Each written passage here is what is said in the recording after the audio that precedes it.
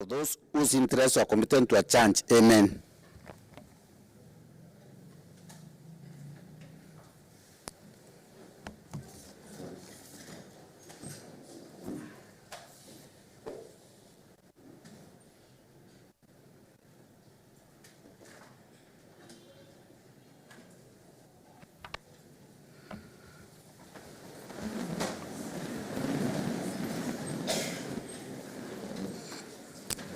Honourable members, welcome to the morning sitting Wednesday 30th November 2022 at 10 a.m.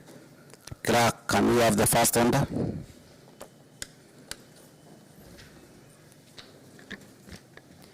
Order number 1, administration of oath. Order number 2, communication from the chair.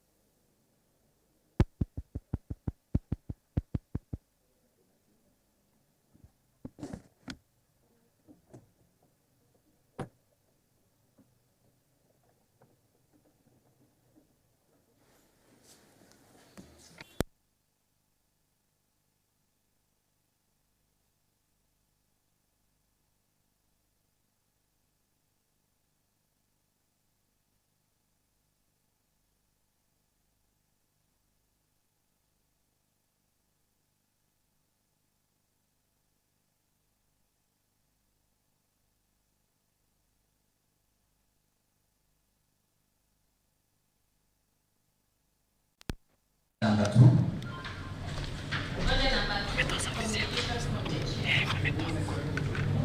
In order number 2, we have a communication that I want to make, and this communication pertains the ruling of the High Court in petition number E024 of 2022, issued during the assembly sitting of 30th November 2022 morning sitting. Honourable members, I'm now informed that the High Court has today, in constitutional petition number E024 2022, issued conservatory orders to the governor.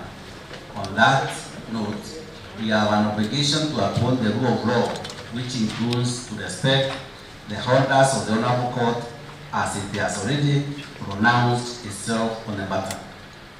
In that regard, we are putting plans to remedy the situation, and they shall advise on the way forward in the due course. Additionally, we wait the ruling of the court.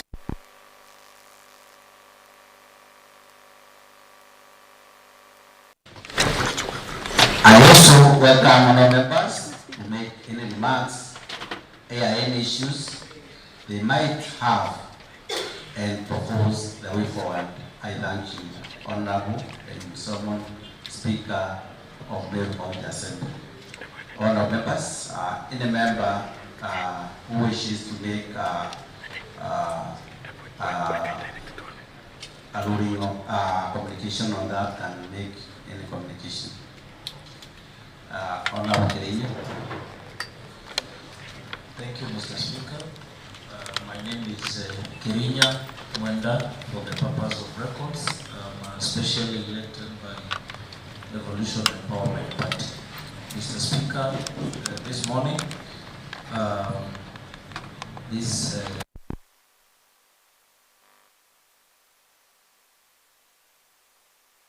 temporary setback, and what court has done is to actually liken it to having going to a place and then you use a route and then you're told here you cannot have a U-turn, so you go and make the right turn.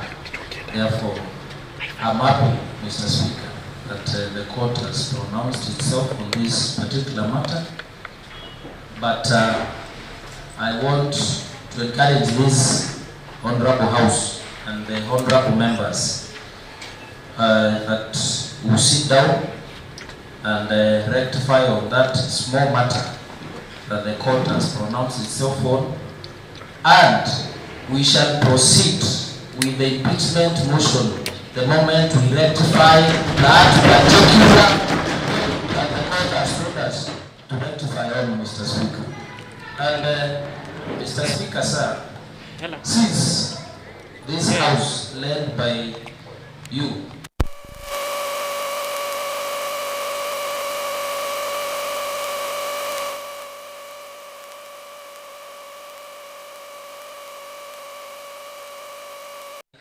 some of the dictators in this county have done, Mr. Speaker, sir.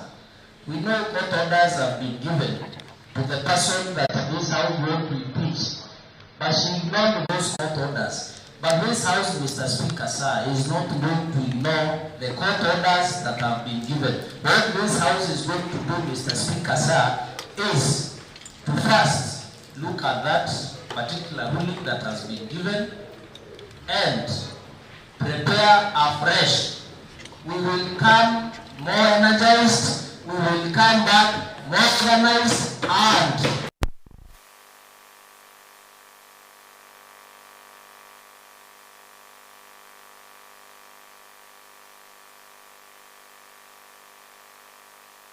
in this country. Thank you, Mr. Speaker. Thank you, Honorable Kawira. Honorable Scholar. Thank you, Mr. Speaker. I would also want to make a very special contribution on this matter, Mr. Speaker.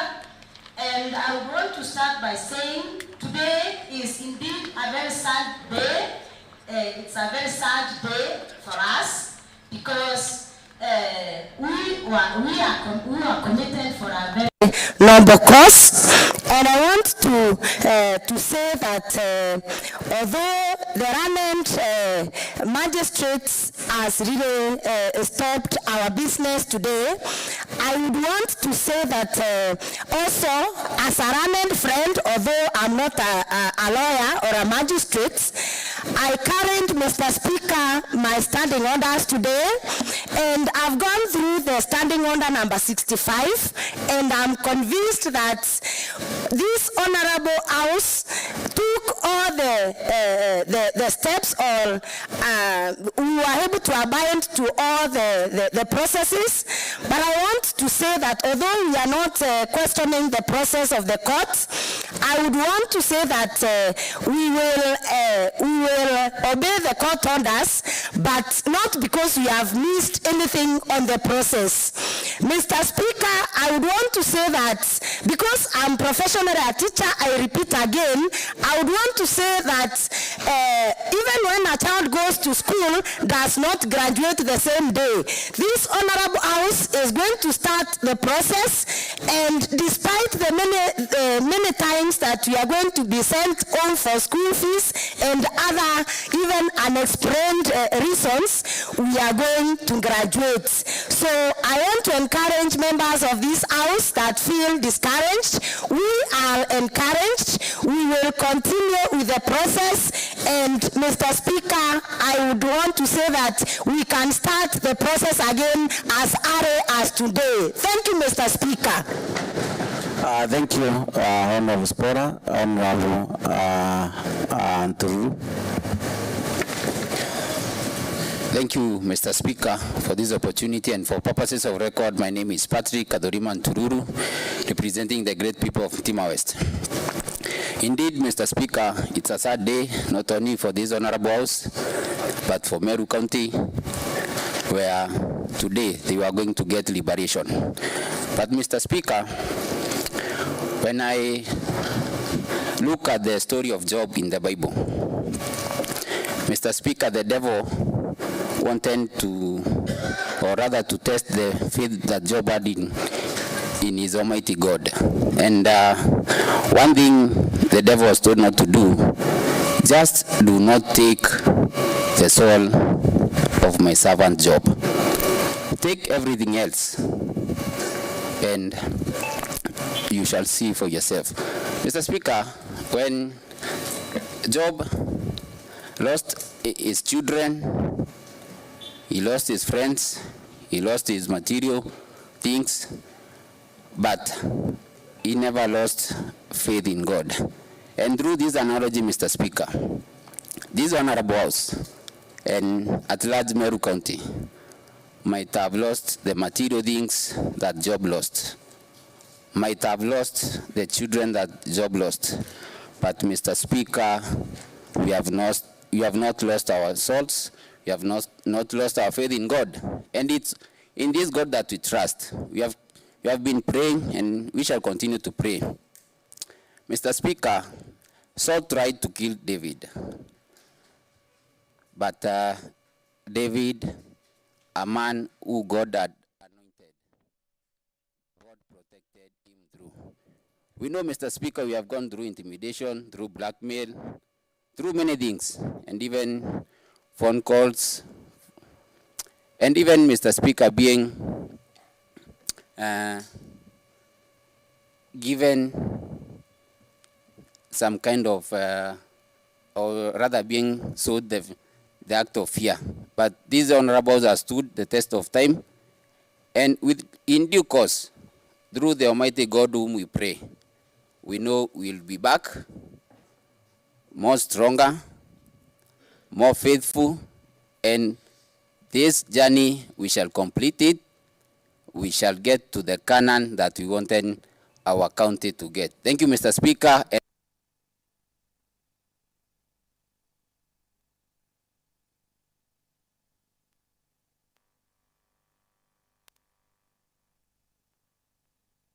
Speaker, for giving me this chance to contribute to the communication that is in the floor of the House this morning. For purposes of record, Abdoris Kaki, nominated by the UDA party. Mr. Speaker, sir, it's a sad day for the County Assembly of Meru, which was to bring revelation to the county electorate who woke up in the morning at 6 a.m. to vote for the government that is in place today. But the government that is not respecting even court orders, the government that is not even respecting the other elected leaders, the government that thinks it is only who are elected, others who are just brought in place.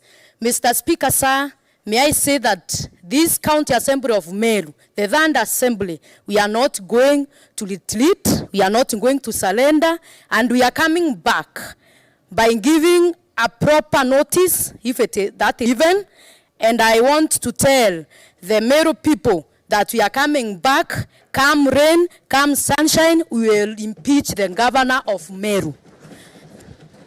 And I want to say, by saying that, Mr. Speaker, sir, what we want as the County Assembly of Meru is not that we benefit as members, but we want the electorate, the people of Meru, who woke up in the morning to elect us and other party to nominate us, to bring services closer to the common mwananchi, is to bring services to the electorate of Meru, to give them proper governance, to bring them services to them, to make them have everything that they need. And I want to tell you, Mr. Speaker, sir, if there is a leader who the electorate believe in, who is just closer to them, is the MCA. And I want to say with the strong ones that we are continuing with this process, we are not retreating, and we are going to table the motion even as soon as tomorrow. Thank you, Mr. Speaker. Thank you, Honorable Doris. Honorable Murithi. Thank you, Mr. Speaker. For the purpose of records, my name is Honorable Murithi, representing the great people of Igembe East Ward. Mr. Speaker, if you want to heal cancer, it's advisory that you start with stage 1. Because if you wait for this one to reach stage 2 and 3 and 4, it might not be curable. So for us, Mr. Speaker, a friend of mine who lived 18 AD by the name Warren Buffett, saying that the worst mistake is not burning books, but the worst mistake is not reading them.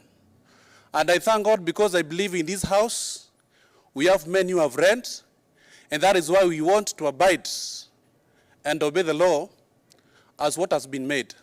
And Mr. Speaker, there is somebody who said that if you believe and I believe, and we together pray, the Spirit of the Lord shall come down, and this nation will ever shine, and people will be set free. So, Mr. Speaker, what I believe in is, thank you because of what you have told us, and as a house, we want to see what cancerous cells might be there in that particular disease, so that we may deal with them in stage 1, awaiting to see before the disease reaches stage 2. And at the end of the day, God willing, through prayer and through psychiatric measures, we are going to heal this disease, and people are not going to suffer anymore. So, Mr. Speaker, I stand to give my contribution. Thank you, sir. Thank you. Thank you, Honorable Merit Kangwana. Thank you, Mr. Speaker, for giving this opportunity to give my suggestion on this communication. For matters for recording purposes, I'm Honorable Duncan Kangwana, representing the great people of Maua. Mr. Speaker, this is a Sunday, especially for the residents of Meru County, who have been going through these challenges and problems, not getting what is required from the leaders because of this one dictator by the name Honorable Mwangaza. Mr. Speaker, let me tell the people of Meru that you can resist a bird from stepping on your shoulders, but you can never resist it from flying over you. So, Mr. Speaker, I want to tell the people of Meru that we are there, we are going to defend them, whatever may come. Let them not lose hope, let them not be worried, let them be strong, because we are there representing them anytime, anywhere.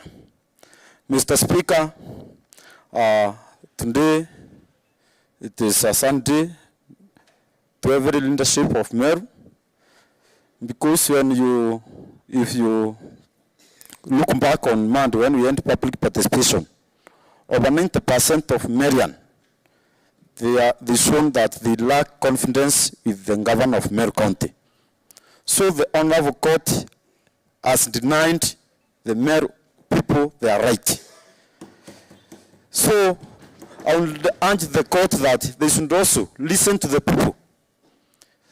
The court judges and prosecutors are appointed, but the people of Meru made their choice by electing the people who represent them, who can never be compromised. I can say even courts sometimes they are compromised, but the leaders of this assembly will never be compromised, and we shall continue fighting what is rightfully for the Marians and even for the Honorable House of Meru County Assembly. I want to tell the Meru people that we shall continue and Aluta continues. Thank you, Mr. Speaker. Thank you, Honorable Mireti. Honorable Rusimukaria. Thank you, Mr. Speaker, for giving me this chance to react to your information this morning. And for the purposes of record, my name is Honorable Lucy Mukaria. I am a nominated member of this august house by the DEP party.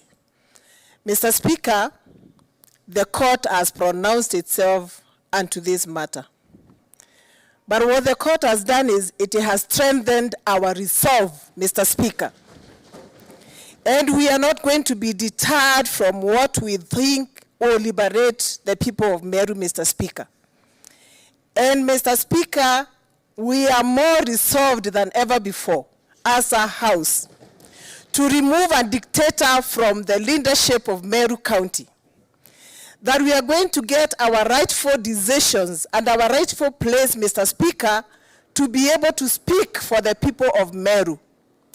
Mr. Speaker, a dictator is leading the county of Meru, and the court will not at all deter us from performing our rightful decision, Mr. Speaker, to liberate the people of Meru. And today, Mr. Speaker, I want to put it to record that this House is more united than ever before to be able to do what is right and to liberate the people of Meru from a dictator, Mr. Speaker. With those few remarks, I want to call upon my colleagues, Mr. Speaker, to remain calm and to work better than ever before to be able to put our matter into conclusion, Mr. Speaker. And with those few remarks, Mr. Speaker, I say we are more resolved now than ever before. Thank you, Mr. Speaker. Thank you, Honorable Mokaria. Let's have hear the views of the Leader of Minority, Honorable Mwenda. Thank you, Mr. Speaker. My name is Mwenda Idile, representing the people of Akede and the leader of Minority Party. Mr. Speaker, this is a very sad day, and this house being known as a honorable house, I want to say that we are ready to honor and comply with the court order. Because, Mr. Speaker, we respect the offices and we comply with the orders. Because myself, I'm a victim from this dictatorial leadership, when the microphone was snatched out of my hands, I decided to give it honorably. And that's why I'm saying this house is honorable. We are going to obey the court order, and Mr. Speaker, we are going to get back on the course. Because, Mr. Speaker, what I understand, the court indeed challenged the content in the motion. The court gave its ruling challenging the process. And Mr. Speaker, we are going to ensure the process is followed, and the House, and what this House as it started shall come to accomplishment. Because, Mr. Speaker, this is a dictatorial leadership. When the governor was given the court order to reinstate the one honorable Dr. Ntoit into the office, she never complied to the court order. But today, Mr. Speaker, we want to tell the Meru community that we are ready to comply. And this doesn't mean that we are cowards. We are going to obey the rule of law. And, Mr. Speaker, this rule of law, it shall ensure that the Meru community gets their right, because they are denying their right this day. And we shall not sit back until the rights of the Meru community is earned. Thank you, Mr. Speaker. Thank you, Honorable Mwenda. Let's hear the views of one of the Deputy Speaker, Mwenda. Thank you very much, Mr. Speaker, sir. And for the purposes of record, I'm Ali Mwenda, representing the great people of Jiawad. And mine is just a word of encouragement to my colleagues that we may be down, but not out. But indeed, it is a sad morning for us, people of Meru County. How now the judge decided that we 68 members that we thought of our strive was not in the best interest of the people of Meru, really baffles the most. But mine, that we may be out, but not out. We'll come out strong, we'll defend the cause, we'll work out, we'll correct maybe the mistakes that have been cited, of which we don't think there are any. The standing order that is being quoted by the judge, standing order number 65, we've been really been obedient to it, we follow the due process, but to her and our own wisdom, she thinks that we didn't follow any. So members, let's be strong, let's show down until we send the dictator packing. We must bring sanity to this county of Meru. And we must show down strong, more united, focused, and purposed. So, honorable members, let's be strong. We'll come out victorious at the end of the day. Thank you, Mr. Speaker. Sir. Thank you, the Deputy Speaker, Honorable Jim. Thank you, Mr. Speaker, for this opportunity. My name is Jim Muchui, representing Adwana Ward and the Majority Whip in this House.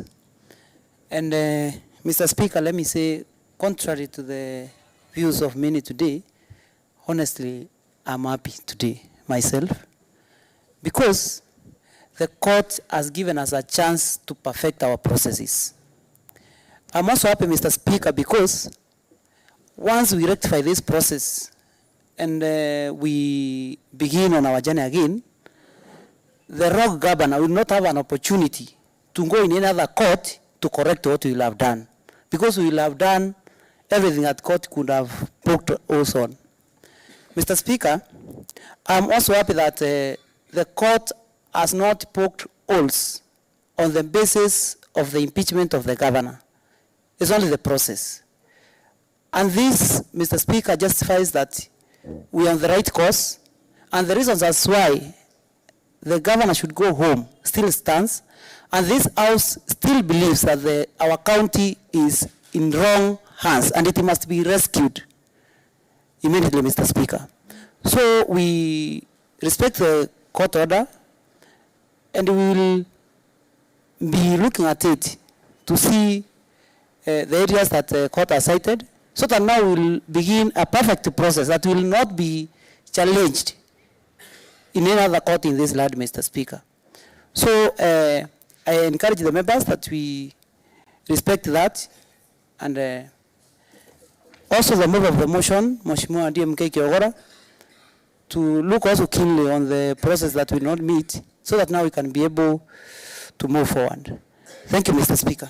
Thank you, Honorable Jim, Honorable DMK Kiogora. Thank you, Mr. Speaker. My name is Kiogora DMK, MCA for Bogeta West and the Minority Party Chief Whip. And Mr. Speaker, this morning we have received the court order, Mr. Speaker, ordering us to suspend the impeachment process. Mr. Speaker, on what the Honorable Court found, and I've keenly listened to the Honorable Court and heard the determination about the whole process of this motion. And Mr. Speaker, I respect it, but I disagree with it, Mr. Speaker. And I disagree because, Mr. Speaker, looking at the process we have followed, unless we revise the standing orders, Mr. Speaker, we have followed the entire process the way it's supposed to be. And Mr. Speaker, I want to note to this Honorable House that, number one, the Honorable Governor can run to the courts to delay the process, but what must happen must happen. Even if it takes 1 month, Kawira has to go. Even if it will take us 2 months, Mr. Speaker, the governor has to go. Even if it will take us, Mr. Speaker, 3 months, Kawira has to go. Even if it will take us to appeal this to the court, to the Court of Appeal, Mr. Speaker, Kawira has to go. Even if it will take us 6 months, we are here. Kawira has to go. She can hide, but she cannot run. If she climbs the trees, we are going to cut them down. If she buries herself in caves, we are going to bury them. If she runs to the ponds, we are going to dry them. But Mr. Speaker, Kawira has to go. It doesn't matter how much she is going to delay the process. We are determined, Mr. Speaker, to correct the wrongs that she is doing. The lawlessness that is in this county, Mr. Speaker, it doesn't matter how long it will take. We are determined, we have the resolve, Mr. Speaker, and time is on our side. A day will come, a day will go, a day will come, a day will go, Mr. Speaker, and Kawira will go home. Thank you, Mr. Speaker. Thank you, Honorable DMK. Honorable Meriti Kaimbo. Thank you, Mr. Speaker, for the opportunity. I'm Meriti Julius from Mekidori Ward. This is the strongest county in this country. We are the strongest people in this country.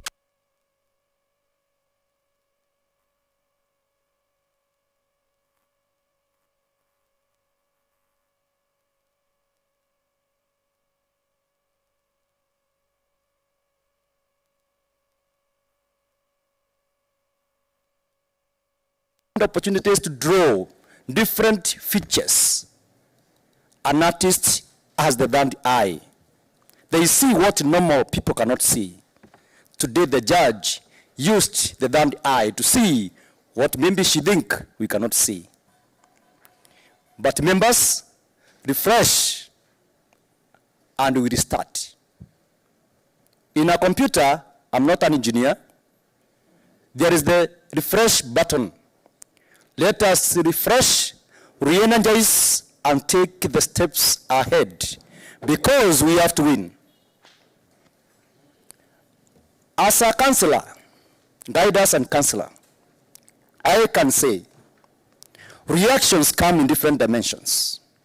We can react by screaming. There are those who react by breaking things down. There are those who react by fighting. There are those who react by crying.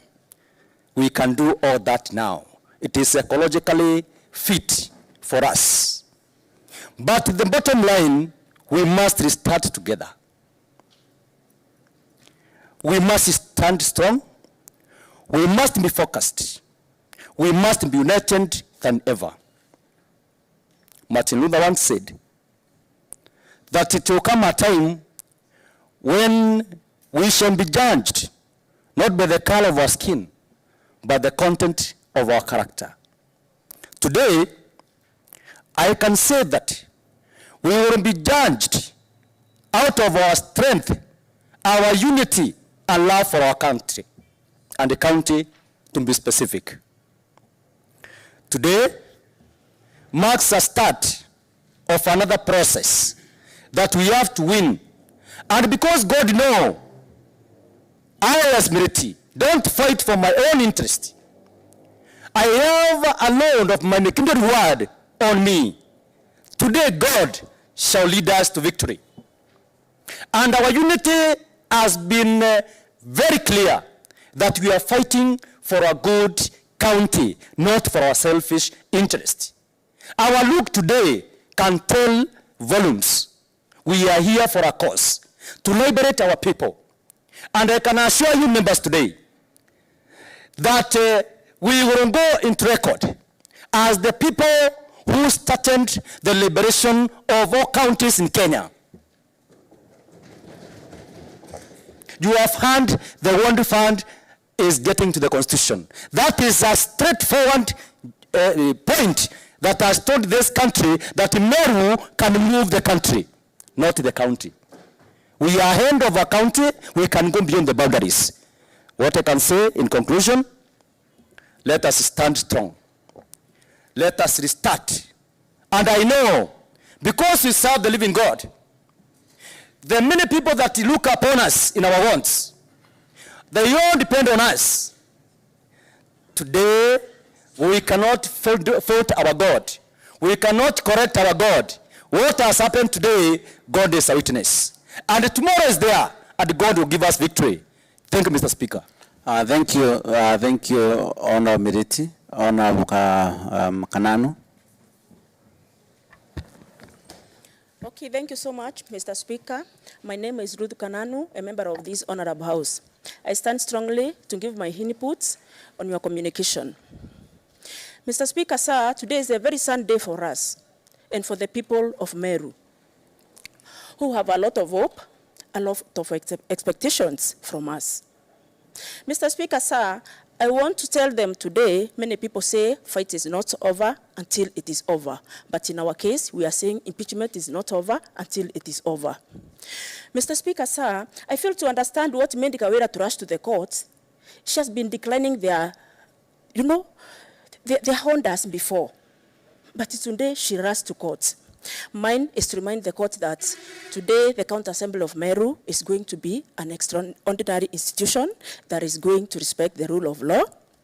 And we want to tell other institutions to be respecting other institutions. That's the way to go in this country, Mr. Speaker.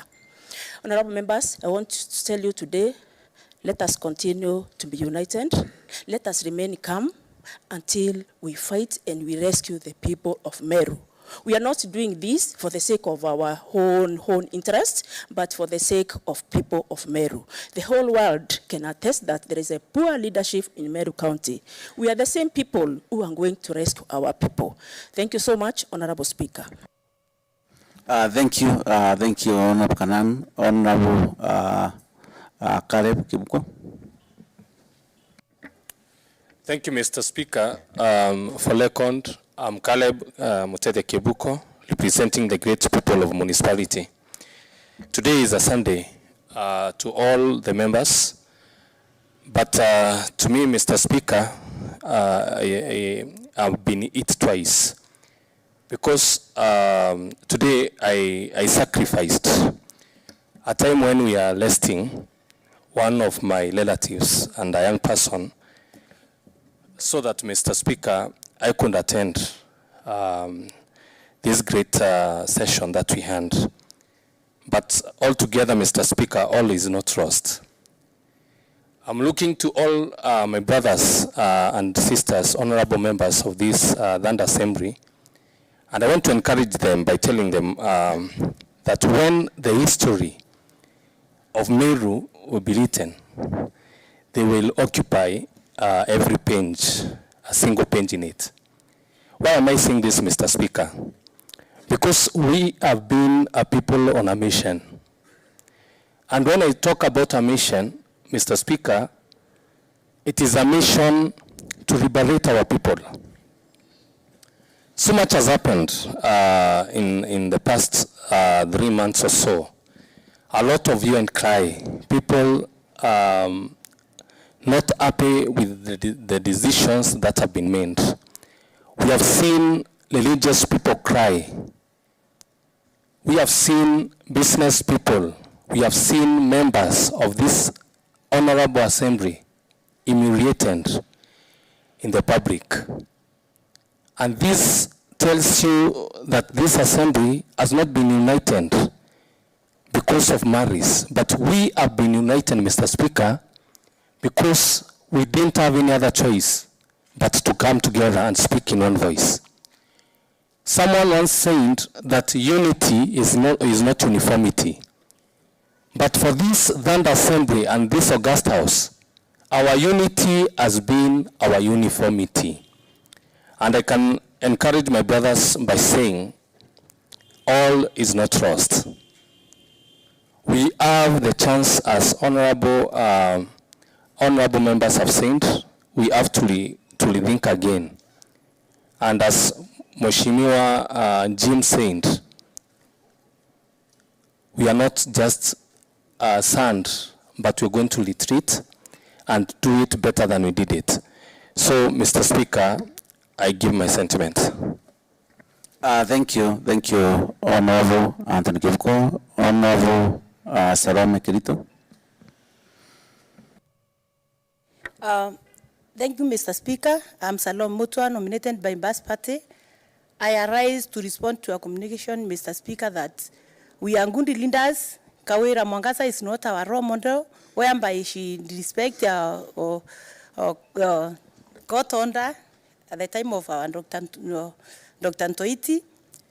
Mr. Speaker, we want Kawira to be impeached because she is not a good leader. So we are not against her as a woman. She can't govern our resources, Mr. Speaker. She does not have managerial skills, Mr. Speaker. And we want to rescue our people of Meru from Linda, who is using reverse psychology, Mr. Speaker, branding herself that she is good, she is smart, marketing with our resources, Mr. Speaker, and she can't give another Linda a chance to tell our people what we have or what we are planning for them, Mr. Speaker. We want also to rescue our employees from black psychology, Mr. Speaker, whereby she wants our employees to conform to what she says. So, Mr. Speaker, days for Kawira as a governor are numbered. She has to count her days from now henceforth. We have new energy, leave alone that when we entered, Mr. Speaker, we had bad mood, bad but now we are happy. We are getting new strength because we are going to tell our people that Kawira is not a good manager. She is not a good governor, Mr. Speaker, and now we have time to educate our people. Thank you, Mr. Speaker. Thank you, Honorable Sarah Mikirito, Honorable Jacob Mwirigi. Thank you, Mr. Speaker.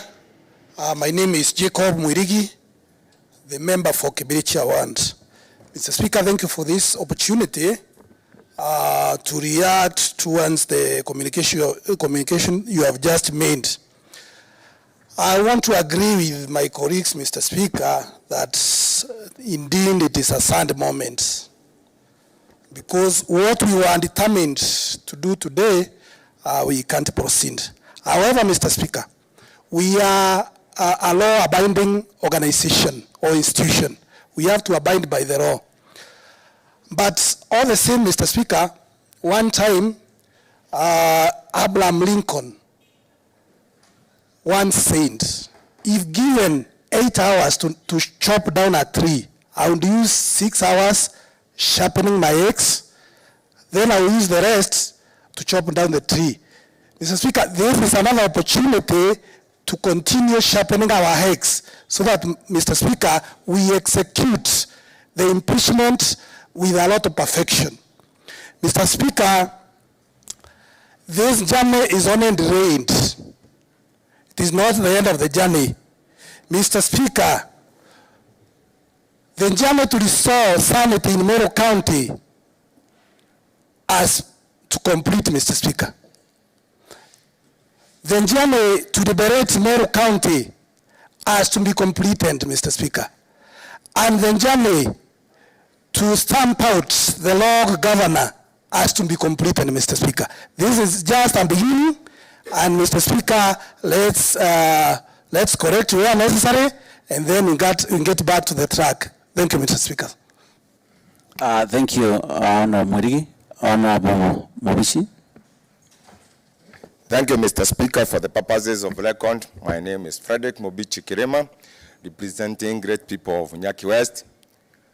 Mr. Speaker, today is a sad day for our beloved County Meru. The common decency has been thrown out of the window. The so far charge against this assembly and our motion is totally false and malicious. And for information, our target is that to make sure that this county is being governed by somebody who can be able to manage its resources, but not somebody who is going to waste the resources of this great county of ours. We, as honorable members of County Assembly of Meru, we are here not that we are against our honorable Faith Mwangasa Kawira, but it is because he is not competent for the job. Whichever way that they may come up with, we being honorable members for great County of Meru, we will make sure that Governor Mwangasa Kawira must go. Mr. Speaker, we are very bitter. We being the elected leaders and nominated honorable members for not being given respect that we deserve to serve our elected who brought us here. But yeah, we are here and we are equal to the tax. Let Kawira know that. She may postpone today that you are not impeaching her, but it won't take us long before we take her home. That's my submission, and Kawira must go home. Thank you, Honorable Bichi. Honorable Rachel Muduri. Thank you so much, Mr. Speaker, for catching my hand. My name is Honorable Gasheri Muduri, a nominated member in this August House. Mr. Speaker, indeed, as my colleagues have said, this is a sad morning. However, Mr. Speaker, we accept the ruling of the court, though we might not be in agreement. Mr. Speaker, on Monday, I had an opportunity to listen to the hundreds of people, of Meru people who turned up here to give their contribution. And Mr. Speaker, listening to them, that they are obeying Article number 1 of the Constitution, that the sovereign power belongs to the people. The people of Meru spoke, and we heard them quite clearly that they are not comfortable with the leadership of one Governor Kawira Mwangaza. Mr. Speaker, the court has delayed the process for us to give the Meru people what they wanted, but they have not denied, the court has not denied. So one thing I want to assure the people of Meru, we heard them, we shall, Mr. Speaker, be able to give them what they wanted at the right time after following the process that the court has spoken about. Mr. Speaker, apart from the gospels that are read so much, we have one of the speech that is so much quoted. That is the speech of Martin Luther King, that I have a dream. I have a dream that one day, what he quoted, he said, I have a dream that my children will not be judged by the color of their skin, but by the content of their character. Mr. Speaker, I still have a dream that soon the members of county assemblies will be deliberated. I have a dream, Mr. Speaker, that soon the members of county assembly in the whole country will get the World Development Fund that has made us to be where we are, as a county. I have a dream, Mr. Speaker, that soon the people of Meru are going to rejoice after the dictator is not in power. And that's my dream, Mr. Speaker. And soon, I am very sure that this dream might not come true today, but soon, Mr. Speaker, this dream will be a reality. So we obey the court, although we are not in agreement with the ruling. Thank you so much. Thank you, Honorable Acheri. Honorable Matambe Mbiuki. Thank you, Mr. Speaker. For records purpose, I'm Godwin Mutembe Mbiuki, representing the people of Vigoji West. Mr. Speaker, we are abiding, we respect the rule of law. So we respect the court orders, although with some reservations. Mr. Speaker, I'm citing Chapter 1 of the Constitution, whereby the sovereign power belongs to the people. And this power, the people can either exercise it directly or indirectly through democratically elected representative. So, Mr. Speaker, the 68 of us who signed for this motion to impeach the governor represents the people. So we have that sovereign power through representation. So, Mr. Speaker, we are telling the people through this impeachment that all is not well, the governor is not doing what he's supposed to be doing. Mr. Speaker, I will cite a few issues. Now, Mr. Speaker, as we stand today, and I want the public to hear this very clearly, is that this country is almost at a standstill, because what the government is using today is the last budget that was passed by the last assembly. So at the moment, no supplementary budget has been brought to this assembly, Mr. Speaker. And Mr. Speaker, this assembly is fully composed. We have all the committees in place. We have the budget and the appropriation committee in place, waiting for the speaker, for the governor to bring in a supplementary budget, of which he is willing to do, pretending or cheating the community that we are not ready to pass the supplementary budget. Mr. Speaker, we are very much ready to pass the supplementary budget because we are here to represent our people and to ensure that this county runs smoothly. Mr. Speaker, again, we vetted the CECs. And the law is very clear, Mr. Speaker. Once a CEC is rejected, the governor is supposed to go back to the respective places, pick some other qualified people, bring to the assembly for vetting and approval. Mr. Speaker, we are very much ready to do that. But the government is pretending, he's cheating the community that the assembly has failed. This assembly has not failed in its duty. We are very much ready to discharge our duties, and that is why we are saying the government should stop cheating and inciting the community, our people, against the democratically elected members. So, Mr. Speaker, that is why we are saying governor must go. And Mr. Speaker, what the governor has done is just suspending. What the court has done is just suspending the process. Once in our, when I was in the secondary school, I was suspended for 2 weeks. But that did not empower me from going back to school. So, Mr. Speaker, this is just a temporary measure. We are getting back to school, and this time very disciplined. And we shall ensure that the governor must go. This country must get someone who is sober, someone who is ready to tell people the truth, and to discharge his or her mandate according to the Constitution, and not going around abusing the Constitution on that basis. So, Mr. Speaker, we are strong. We are very strong, Mr. Speaker, and we are ready for the cause, and we'll be more stronger. Thank you. Thank you, Honorable Mutembe. Honorable Jennifer Morogocho. Thank you, Mr. Speaker. For purposes of records, my name is Jennifer Makena Murogosho, representing the people of Kirwanali Ward. Mr. Speaker, the court has ruled, and what I'm saying is, this is something which will go to the public domain, and the public knew what we were fighting for, and we had clearly cited our concern and why we are doing this.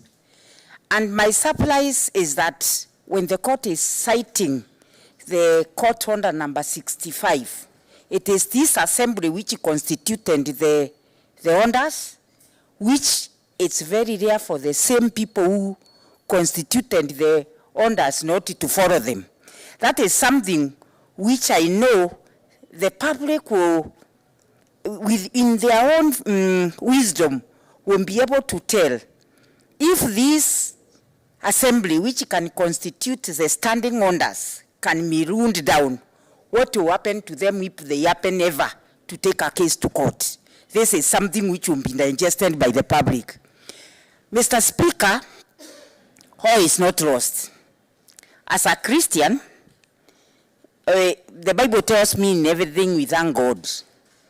And why we are thanking God on this is that we know that gold is a very precious thing, gold. And in order to get gold, it has to go through fire so that we can be able to get that fine gold. My colleagues in this assembly will go through fire, but at the end of it, we will come out refined for the sake of our merry people. Mr. Speaker, I want to remind the court that these 69 honorable members, 68, I'm saying 69 because, Speaker, you're inclusive. And when I say this, I know people will ask, isn't he remembering that 24 are nominated? They are nominated, but they also represent the people. So they have the following. They have the follow-up. So we are a total of 69 people. And these people, if we end up for the number which voted for them, the people out there were quite sober. They were not insane. They had seen what they wanted from these people. And they voted because of the many manifestos we were giving them there on the ground, and they felt that these people are fit to represent us.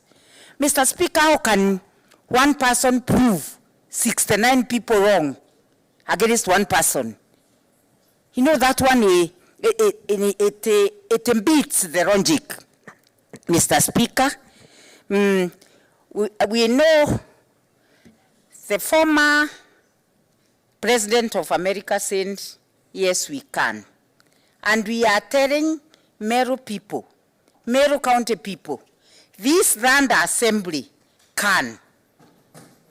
The Meru Assembly, yes, we can, and that's why we are going through all this, because we feel we can. We can deliberate our Meru County, because one person cannot really say that you know each and everything. Even respecting the hierarchy of leadership. That's why you will not see Dr. William Ruto coming to the constituency saying that this is what I want to be done. Because President Ruto has got 47 counties which he is ruling, but you'll never come to the county to see this. This is the same reason we are saying the hierarchy of leadership must and should be respected. Thank you, Mr. Speaker. Thank you, Honorable Jennifer Morogocho. What is it, Honorable Makasi? I wanted to have my contribution, Honorable Speaker. Makasi is my name. I represent the amazing people of Kwene.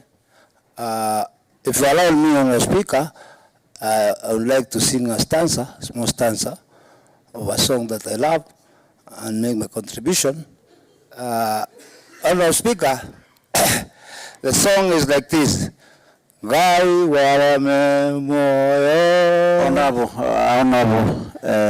Makasi, please, you know the languages that you are supposed to use in the assembly, and then the constitution does not allow that. Honorable Makasi, you can continue, but on the contribution side. Thank you, Mheshimiwa. Okay, Honorable Speaker, I have no time maybe to translate and put the one side, but the song is saying that we're in trouble, so God help us. And the court has stopped the process of the impeachment motion, and they cited that it was flawed, the impeachment motion was flawed. I think which means that it lacks in fundamental strength. So, Honorable Speaker, it's a work of the court to give orders or to refuse to give orders, but it is the work of the Assembly also now to come with motions they deem important. I also disagree with the court, but we live to fight another day. Has the court really killed our spirit? No.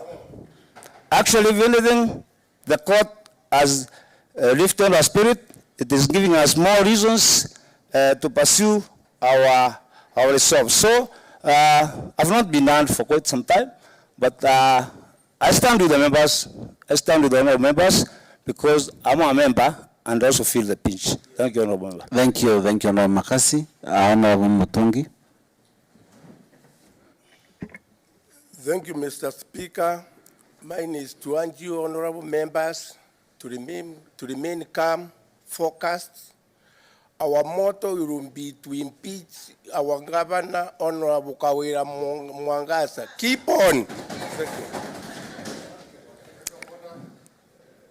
What is it, Honorable Kidinja Daiba?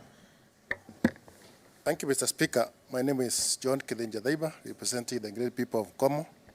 Mr. Speaker, I stand under standing order number 32 of our standing orders, Mr. Speaker, to request that this House now adjourns, Mr. Speaker, because this motion has been ventilated enough, Mr. Speaker, and again, Mr. Speaker, this motion is of public interest, Mr. Speaker, and if you look at it from another dimension, Mr. Speaker, it is not healthy if you continue to discuss some matters in this Assembly, Mr. Speaker.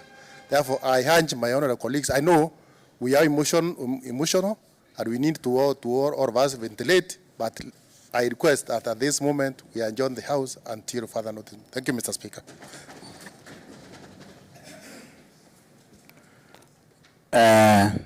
Thank you, Honorable Kidinja Daiba. Who is seconding you? Honorable Secondina. Thank you, Mr. Speaker. I stand to second. Thank you. Thank you, honorable members. That's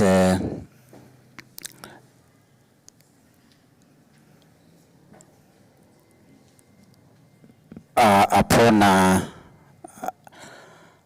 the communication, the point raised by Honorable Kidinja Daiba and seconded by Honorable Sekona Kanini, then I urge that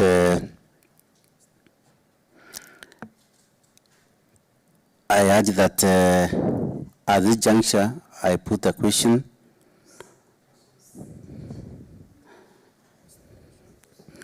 I propose the question that this House stand adjourned up to today to that PM, and upon proposing, then we can have any debate that is arising from that. Thank you, honorable members.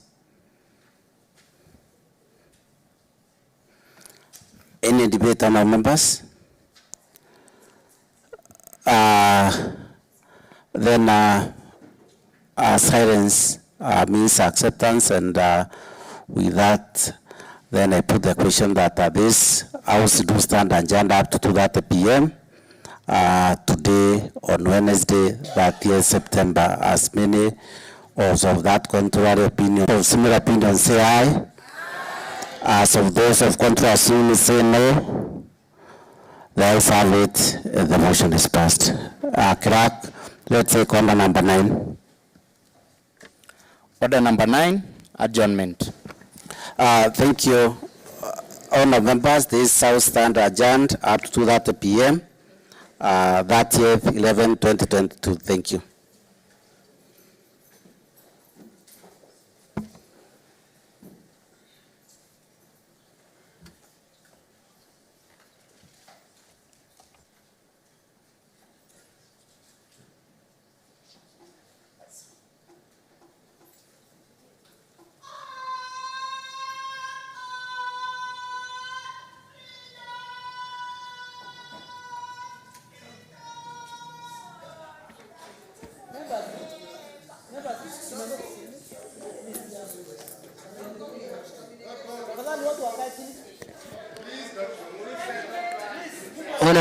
Honorable members, the speaker is coming. We sit down. Solidarity forever. Solidarity forever.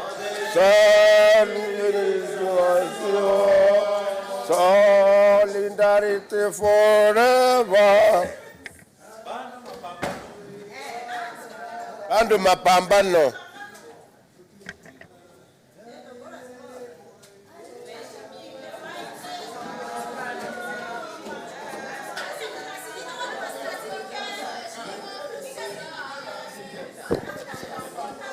Members who sit, the speaker is coming, please.